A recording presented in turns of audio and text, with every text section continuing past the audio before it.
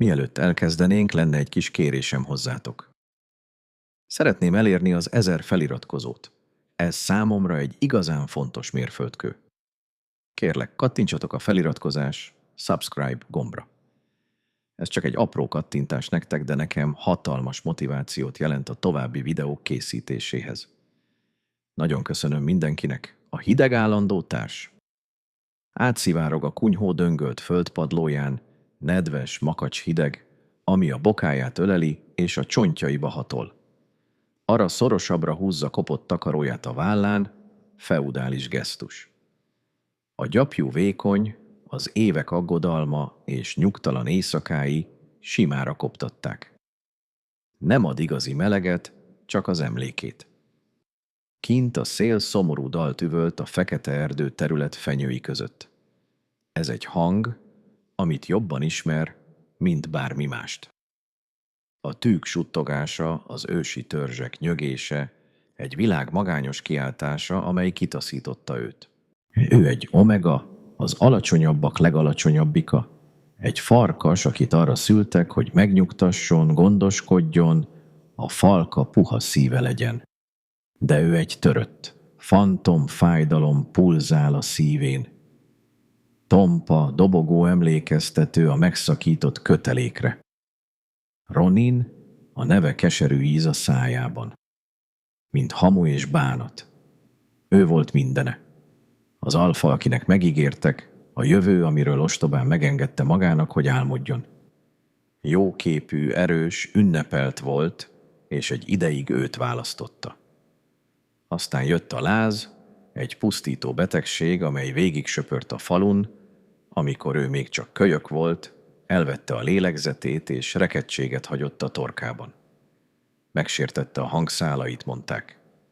Tönkretette az ajándékát, egy omega ereje az énekében rejlett, a megnyugtató zümmögés, amely meg tudta nyugtatni a dühös alfát, a altatódal, amely meg tudta könnyíteni a kölyök alvását, és a falka harmónia kórusa, amely összekötötte őket. Az éneke eltűnt. Ami maradt, az egy suttogás volt, egy törékeny, vékony hang, ami nyomás alatt megrepett és eltört. Ronin még egy évig kitartott mellette, türelme vékonyabb lett minden sikertelen kísérletével, hogy csatlakozzon a falkadalokhoz. Zavarodása nőtt, undorrá savanyodott. Aztán a Vérholt Fesztivál éjszakáján az egész falka előtt végrehajtotta a szakítás szertartását. Tenyerét a szívére tette, alkalmatlannak, törött hangszernek nyilvánította, és összetörte a köztük lévő köteléket. A fájdalom majdnem megölte. De a szégyen rosszabb volt.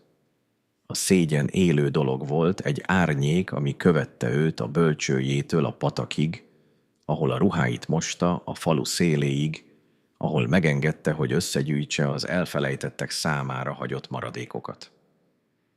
Most itt él ebben a kunyhóban, a terület szélén, éppen elég távol ahhoz, hogy a kudarca ne legyen állandó, látható folt a falka büszkeségén. Éles kopogás a vékony fajton megugrasztja. Ritkán hallja ezt a hangot. Senki sem jön ilyen messzire, ha csak nem muszáj. Nem válaszol. A szíve a bordáihoz kalapál. Egy őrült, csapdába esett madár. Talán elmennek. Elara. Durva hang szól. Gyoroigy, az egyik falka felügyelő. Hangja türelmetlen, melegségtől mentes. Az alfa magához hív. Ma este mindenkit várnak a nagyteremben. Kivétel nélkül. Az alfa király látogat. A hír még hozzá is eljutott. Suttogások egy legendás, szinte mitikus alakról, aki az északi hegyekből érkezik. Kailin, az alfák alfája. Azt mondták, 1000 falkát irányít, hogy a farkasa akkora, mint egy póni, hogy a szeme meg tudja fagyasztani egy ember vérét. Azt mondták, azért van itt, hogy felmérje a fekete erdő falka erejét és hűségét. S egy félelem, hideg és éles, szúr át rajta. A nagyterem, a melegség, a fény és a közösség helye, ahová 5 éve nem volt szívesen látva. Egy hely tele arcokkal, amelyek együttérzéssel, megvetéssel, vagy ami a legrosszabb, semmivel sem néznek rá. Hallom, ahogy ott lélegzel. Jorics morog. A király elrendelte. A falka minden tagja, ami még mindig magában foglal téged is, legyen ott holdkeltére. Nehéz léptei visszahúzódnak, őt a csengő csendben hagyva. Minden tag a szavak ítélet. Visszarántják abba a világba, amely kiköpte. Kénytelen állni a fényben, ahol mindenki láthatja a hegeit. Nincs megtagadás. Egy falka alfájának parancsát megtagadni bűn volt. Az alfa királyt megtagadni öngyilkosság volt. Lassan felkel, az ízületei tiltakoznak a hideg ellen. Az egyetlen szoba sarkában egy kis, repett tükördarab támaszkodik a falnak. A legtöbb napon kerüli a tükörképe nézését. Ma rákényszeríti magát. A nő, aki visszanéz, egy kísértet. Halvány bőr, éles járomcsontokra feszülve, nagy szemek, amelyek túl sok bánatot rejtenek, és szalma színű haj. Látja annak a lánynak a szellemét, aki volt, de leginkább azokat a címkéket látja, amelyeket ráaggattak. Elutasított, törött. Omega. Van egy ruhája, ami nem foltos vagy piszkos. Egy egyszerű, szürke gyapjú ruha, amit évekkel ezelőtt maga készített. Vékony, de tiszta. Felhúzza a fejére. A durva anyag dörzsöli a bőrét. Remegő kézzel simítja le. Haszontalan erőfeszítés, hogy kevésbé legyen szánalmas. Kevésbé legyen célpont. Hosszú az út a faluba. A levegő hidegebb lesz, ahogy a nap lebukik a horizont alá, az égbolt lila és narancssárga zúzódásokkal festve. A fák árnyékában marad, fejét lehajtva, karjait maga köré fonva.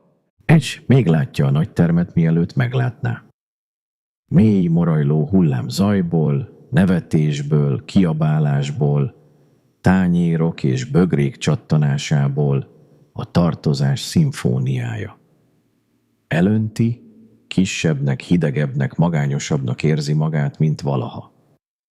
A szak következik. Sült vaddisznó, fűszeres sör, sült kenyér és több száz összetömörült farkas meleg, pézsmás illata.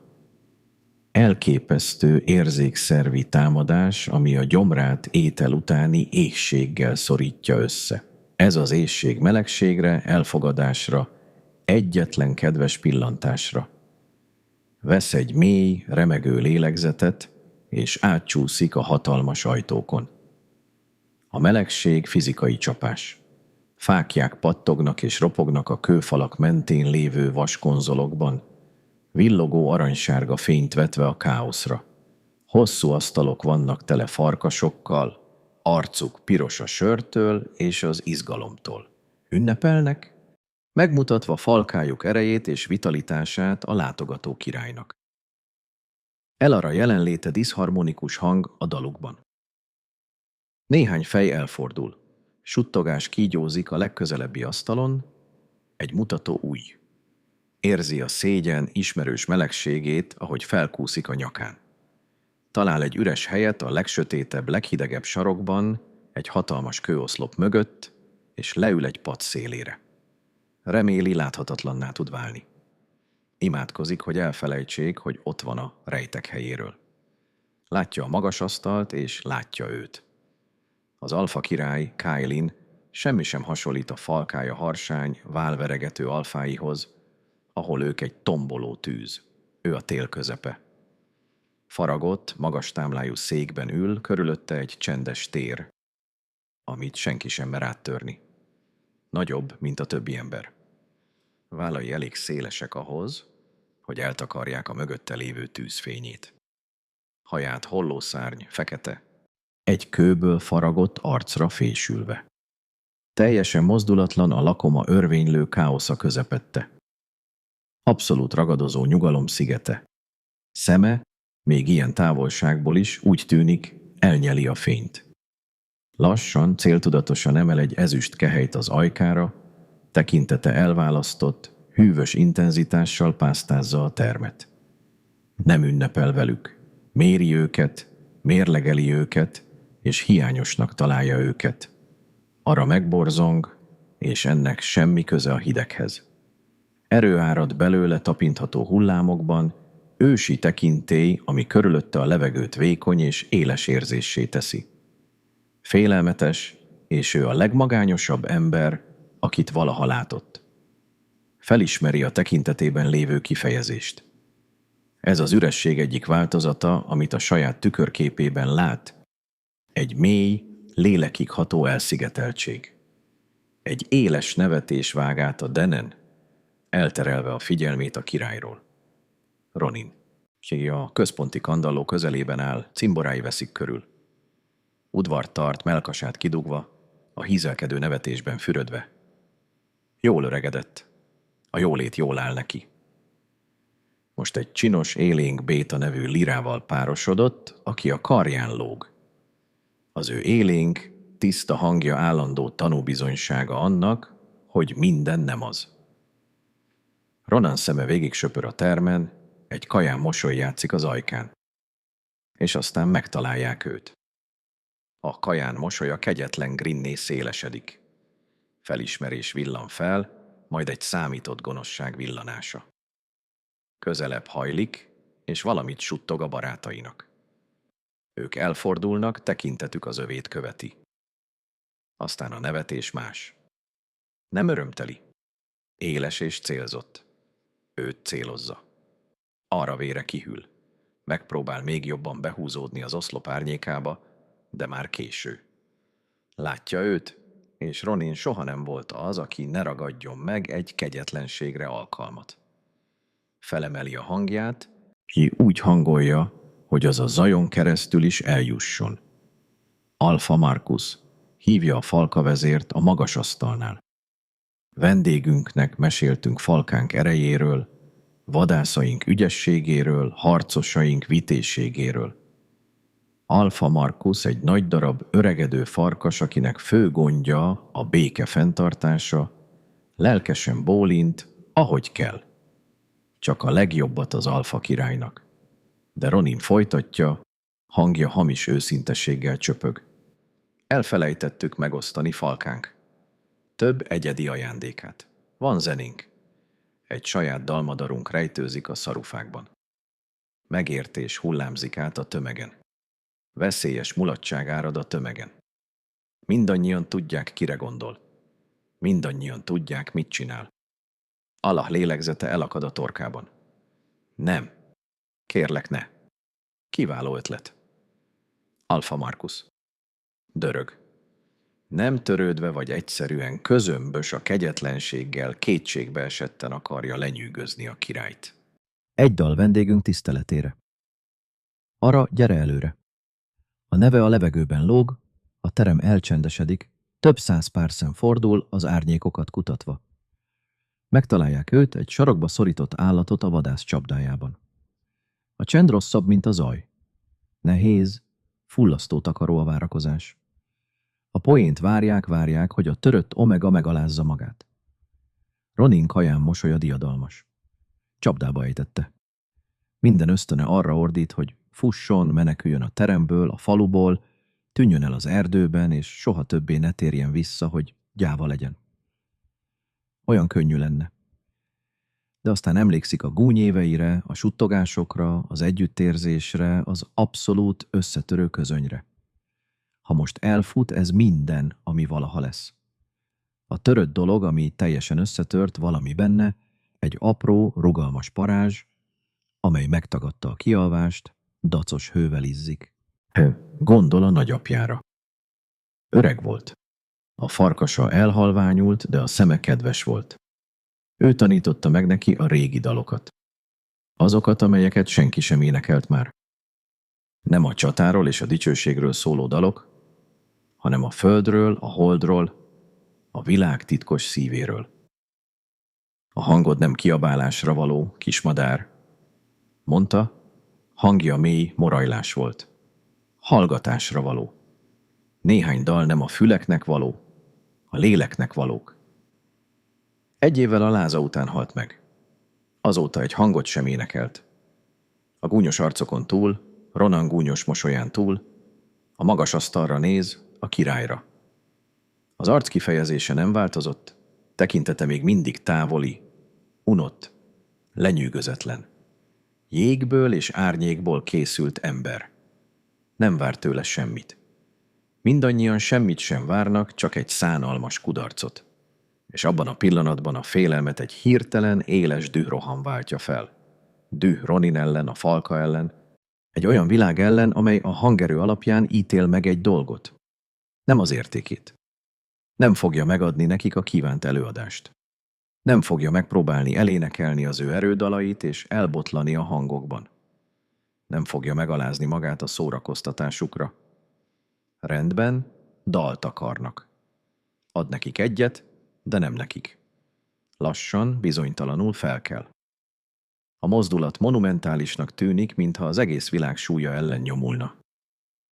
Leengedve tartja a szemét, a kőpadlóra szegezve, miközben a biztonságos árnyékából a terem közepébe sétál. Minden lépés gyötrelem. A csend fizikai dolog, ami ránehezedik, néhány tompa kuncogás szakítja meg. Csupasznak érzi magát, felnyitva, minden hibája és kudarca látható. Ronin elégedettségét bőrén lévő hőként érzi. Van egy kis emelt platform a kandalló közelében, ahol zenészek néha játszanak. Most üres, a színpad az ő áldozatához. Lép rá, a fal nyikorogja enyhe súlya alatt. Kényszeríti magát, hogy felemelje a fejét. Látja őket mindet arcok tengerét, némelyik kíváncsi, némelyik lenéző, némelyik nyíltan nevet. LRA, Ronan párja, barátnőjéhez súg a kezébe, szemei gonoszsággal csillognak. Arra tekintete végig siklik rajtuk, a falkán, amely megtörte őt, és végül újra a királyra esik. Most őt figyeli. Nincs többé unalom a szemében. Csak egy lapos, hideg értékelés. Ez ugyanaz az közöny, amely évek óta kísérti. A világ alkalmi elutasítása, amely nem látja őt, nem törődik vele, hogy lássa.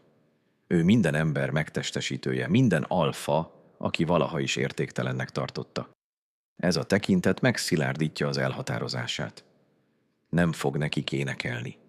Nem fog énekelni Ronin kegyetlen elégedettségéért, vagy Marcus Alpha politikai nyereségéért. Az önmagának magányos, ez megtört részéért fog énekelni, amely 5 éve a hidegben kuporgott. Nagyapja emlékére fog énekelni, és az üresség hatalmas hűsítő érzéséért fog énekelni, amelyet a király szemében lát. Becsukja a saját szemét, kizárva a szembenéző arcok tengerét. Vesz egy lélegzetet. Remegő, vékony. Néhányan felnevetnek, várva a szánalmas nyikorgást, ami biztosan jönni fog. Nem próbál vetíteni. Nem próbál hangos lenni. Csak elkezdi. Az első hang nem hang. Érzés. Ezüst szál, amelyet a csendes teremben fonnak. Olyan csendes, olyan törékeny, hogy a platformhoz legközelebb állók közelebb hajlanak, hogy hallják. Nem a falkák hangos himnuszai közé tartozik. Valami egészen más, valami ősi. Ez a dal, amelyet nagyapja az Anemmaisnak, a lélek dalának nevezett. Elmondta neki, hogy veszélyes, elfeledett mágia. Egy dal, amely nem csak történetet mesélt, hanem a farkas lényegét hívta, amelyre szánták. A hangja, az a hang, amelyet évek óta elrejtett, megtalálja igazi természetét. Nem egy harcos béta erőteljes, dübörgő hangszere. Nem egy tökéletes omegának a fényes, tiszta harmóniája. Valami mélyebb, gazdagabb. Egy hang, amely régi földet és csillagfényt ízlel mohát feledett köveken, egy hegyi forrás mély hideg vizében. Ez egy hang titkokra való, nem ünnepekre. A dallam furcsa, tónusos, telemol hangnemekkel és váratlan váltásokkal. Magányról beszél. Látképet épít hatalmas üres síkságokról hideg, távoli csillagok égboltja alatt. Vasból és jégből készült koronáról, börtönként szolgáló trónról, olyan hatalomról mesél, amely teljesen elszigeteli a viselőjét. A felnevetés abba maradt. A terem csendesből egészen természetfeletti csendé vált. Egy leesett villa zaja mennydörgésnek hangzik. Senki sem eszik. Senki sem iszik. Senki sem lélegzik. Csapdába estek, a dalának hálójába kerültek. Nem értik, mit hallanak, de érzik az erejét. A levegő nehézzé válik, sűrűvé egy energiával, amelyet nem tudnak megnevezni. A fáklyákban a lángok halványulni látszanak. Alacsonyabban égnek, mintha tisztelegnének. A fafüst és a sült hús szaga eltűnt, helyét az ózon illata vette át egy villámcsapás után. Vad, féktelen hegyek. Ara elveszett benne. Szemei még mindig csukva vannak, de ő mindent lát. Minden csepp magányát, minden elutasítását, minden kapcsolat iránti vágyát, amelyet soha nem ismert, beleönt a régi hangokba. Az láthatatlanságról, meghallhatatlanságról, érinthetetlenségről énekel. De a bánatban a dal egy új szálat kezd szőni. Egy reményszálat. Egy elhalványult kötelékről beszél, egy kettészakadt lélekről, amely a világot járja, keresve a másik felét. Olyan mély szerelemről énekel. Ez egy sors, egy kulcs, amely feloldhatja a fagyott szívet, egy melegség, amely felolvaszthatja a végtelen telet. Ez az ő története. Ez az ő története, és ő még nem is tudja. A magas asztalnál Kalin kezében az ezüst kehely nem mozdult. A feje, amely hideg értékelésben volt döntve, most felemelkedett. Egész teste merev, mint egy rugó. Az ujjai fehérek, ahol megragadja a szék karfáit. És a szemei már nem hidegek és üresek. Rászegeződnek, ezüst tűzzel égnek, amely félelmetes és hipnotikus. A farkasa, az ősi, hatalmas vadállat, amelyet vasakarattal tart láncon, a felszínen van, a szemén keresztül néz, és nem egy megtört omegát lát. A megmentését látja. Arra érzi a váltást, egy remegést a dalának hálójában, egy húzást, egy mágneses rezonanciát. Soha nem érezte. Tőle jön. A dal, amelyet magának kezdett, már nem csak az övé. Megtalálta a célját. Hívja őt, és ő válaszol. Több magát önti bele, egy ösztön által vezérelve, amelyet nem ért. A dallam emelkedik, tiszta, nyers, varázslatos vágyakozás crescendójévé szárnyal. Ez egy abszolút sebezhetőség hangja, egy meztelen lélek szükséglete. Ez egy kulcs, amely egy 1000 éve berosdásodott zárba fordul. A hang széttöri a csendet. Kalin elejti a kehelyét. A kőlapra koppan fülsiketítő csengéssel, a hang visszhangzik a mély csendben. Egy nem teljesen emberi, gutturális morgással hátratolja hatalmas székét.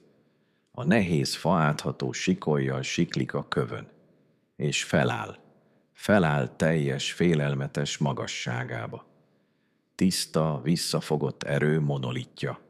Az egész terem visszatartja a lélegzetét. Kollektív sóhaj, amely 1000 torkon ragadt.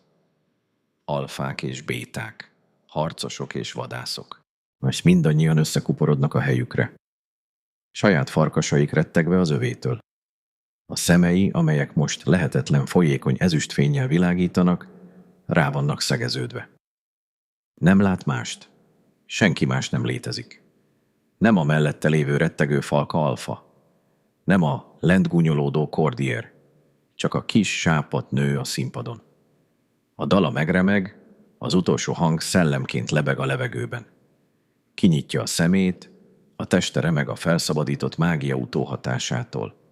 Látja, hogy ott áll egy ragadozó, amely épp most szagolta meg a zsákmányát, a célját, az egész világát. A csend nyúlik, vékony és feszes, készen arra, hogy elpattanjon. Aztán lép egyet. A nehéz csizmája koppanása a kőlapon proklamáció. Még egy lépés. Lejön a magas asztalról, lassú, megkerülhetetlen kecsességgel mozogva, ami félelmetesebb, mint bármilyen rohanás. Marcus Alfa végre megtalálja a hangját. Egy gyenge, dadogó nyikorgást. Királyom, valami baj van? Kailin még csak rá sem néz. Egy finom, lenéző ujjmozdulattal elutasítja a falka alfát, egy gesztussal, amely az ő irrelevanciáját kiáltja. A fókusza abszolút. Teljesen arán van. A tömeg előtte úgy válik szét, mint a tenger. Egy isten előtt. A farkasok kiszorulnak az útjából, felborítva padokat és kiöntve az álet. Saját ősi ösztöneik arra kiáltanak nekik, hogy hódoljanak meg, hogy kerüljék el a király útját, aki megtalálta a királynőjét. Ronin mozdulatlanul áll, a magabiztos mosolya eltűnt az arcáról, helyét egy messzes, megalázó terror maszkja vette át. A vicc szörnyen, apokaliptikusan rosszul sült el. Arra néz, majd az előre nyomuló királyra, az elméje nem hajlandó összekapcsolni a kettőt. Ez nem történhet meg. A megtört Omega az ő elutasítottja. Arra a helyszínen gyökerezik, nem tud mozogni, nem tud lélegezni. Közelebb van, elég közel ahhoz, hogy lássa az ezüst szálak bonyolult mintázatát a fekete hajában, a finom borostát az állán. Elég közel ahhoz, hogy érezze a testéből áradó hőt. Fenyő és közeledő vihar illata van, hideg kő és valami más. Valami vad és birtokló, ami közvetlenül egy olyan részéhez szól, amelyről azt hitte, hogy halott. Megáll a kis színpad lábánál, felnéz rá. A néhány lábnyi távolság közöttük lehetetlen energiával szikrázik. Ez egy kézzel fogható erő, egy zümmögés a levegőben, amely felállítja a karján a szőrszálakat. A hangja, amikor végre megszólal, egy mély, gutturális morajlás, amely átrezeg a faplatformon és a lábujjai talpába. Nem egy férfi hangja, aki kis beszélgetést folytat egy lakomán. Ez egy farkas hangja, amely elfoglalja a területét. Mi? Azt mondja, a szó kevésbé kérdés. Mint egy gránitból faragott követelés. Az volt a dal? Arra kinyitja a száját, de nem jön ki hang. A torka szoros. Az elméje félelem és egy furcsa, félelmetes hazatérés érzésének örvénye. Megteszi az utolsó lépést, felmászik a színpadra, hogy elé álljon. Fölé tornyosul egy férfi hegy, amely elhomályosítja a fáklyák fényét. Most a saját világukban vannak, a terem többi része elfelejtődött. Kinyújtja a kezét, nemhogy megérintse, de az ujjai a levegőben lebegnek, csak centiméterekre az arcától, remegve egy olyan visszafogottsággal, amely mindent megkerül. Kitanított téged erre a dalra? Morgolódik, ezúttal halkabban, de intenzívebben. A szemeiben az ezüst örvénylik, egy érzelmi vihar, amelyet nem tud megfejteni. Van harag, igen, de van hitetlenség, tisztelet, és egy mély, fájdalmas fájdalom is, amely visszatükrözi az övét. Az én nagyapám, suttogja, a hangja egy szál, egy izomtollak az állán. Becsukja a szemét egy másodperc töredékére, mintha fizikai csapás érte volna. Amikor újra kinyitja őket, a vihar tombol. Senki sem énekelte az Animax Antiszt 500 éve. Lélegzik. A szavak csak kettejük között megosztott titok. Nem csak bármelyik farkasnak szóló dal, csak egy lélek másik fele énekelheti. Ez egy hívás, amelyre csak egy válaszolhat. A jelentése a levegőben lóg. Lehetetlen és tagadhatatlan. A falka lépcsői. Ronan rémülete. A politikai machinációk mind semmivé fakulnak. Csak az igazság van. Nyers és félelmetes és gyönyörű, centiméterekre az arcától. Ránéz, igazán ránéz, és látja a magányt, amelyet korábban felismerni vélt, eltörni. Helyét egy vad, birtokló felismerés vette át, amely elveszi a levegőt a tüdejéből. Kimondja a szót, az egyetlen szót, amely mindent megváltoztat. A szó, amely újra definiálja a múltját, a jelenét és a jövőjét. A szó, amely Ronint az örökké valóságig tartó megbánásra kárhoztatja, és őt a földről az égbe emeli. Pár, a szó fogadalom, bélyeg, követelés. A teremre telepszik, és a valóság utolsó maradványai összeomlanak.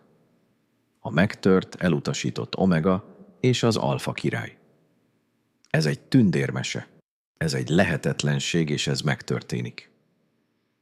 Egy pillanatra, látva az arcán a tiszta félelmet és a csodálatot, valami más villan át az arcán. Bűntudat. Nem csak a párját látja, hanem egy félelembe esett nőt, akit egy olyan vihar közepébe rántottak, amit nem kért. Birtokló ősi ösztöne egy hirtelen, vad szükségességgel harcol, hogy megvédje őt, még önmagától is. Fél lépést hátrál, az arckifejezése megkeményedik, miközben próbálja visszanyerni az irányítást, így hogy eltolja magától a biztonsága érdekében. Ez semmit sem változtat, mondja. A szavak vágottak, durvak. Egy hazugság, egy kétségbeesett kísérlet a világot egy általa értett rendbe visszaszorítani. Nem kellett volna elénekelned azt a dalt. Ez egy teszt, egy visszavonulás, egy menekülési ajánlat. Esélyt ad neki, hogy megtagadja, hogy elmeneküljön. Az Ara 1 órával ezelőtt elfogadta volna. Elmenekült volna, rettegve az erőtől, a szemében lévő intenzitástól, a történtek puszta nagyságától. De az a nő, aki elénekelte a lélek dalát, nem ugyanaz, aki belépett a terembe. Megérintett egy részét önmagának. Azt hitte, örökre elveszett. Szembeszállt kínzóival, és olyan erőt talált, amelyről soha nem tudta, hogy birtokolja. Ránéz erre a félelmetes, csodálatos férfira, erre a királyra, aki megpróbálja megvédeni őt azzal, hogy elutasítja, és nem fenyegetést lát benne, hanem saját lelkének visszhangját. Felemeli az állát, a tekintete nem ingadozik. Magamért énekeltem, mondja, a hangja csendes, de tiszta, olyan erővel telve, amiről nem tudta, hogy birtokolja. És neked énekeltem. Az ellenőrzése megtörik. A gondosan felépített jég és kőfalak porrá omlanak. Egy fél üvöltés, fél dorombolás hanggal bezárja a távolságot köztük. Nagy, kérges kezei felemelkednek, hogy megöleljék az arcát. Érintése megdöbbentően gyengéd, mintha a világ legdrágább, legfinomabb dolgát tartaná. El-Ara suttogja. A neve Imádság az ajkán. Köszönöm, hogy a film végéig velem tartottatok. Őszintén nagyra értékelek minden egyes pillanatot, amit itt töltöttetek velem. Jelenleg az első mérföldkőnk, az 1000 feliratkozó elérésének útján haladunk. Ha a történetek, amelyeket elmesélek, vagy akár csak egy kicsit is megérintették a szíveteket, kérlek támogassatok azzal, hogy rákattintotok a feliratkozás subscribe gombra. Minden egyes feliratkozás hatalmas motiváció számomra, hogy tovább írjak, és még több értékes történetet hozzak nektek. Találkozunk a következő videóban.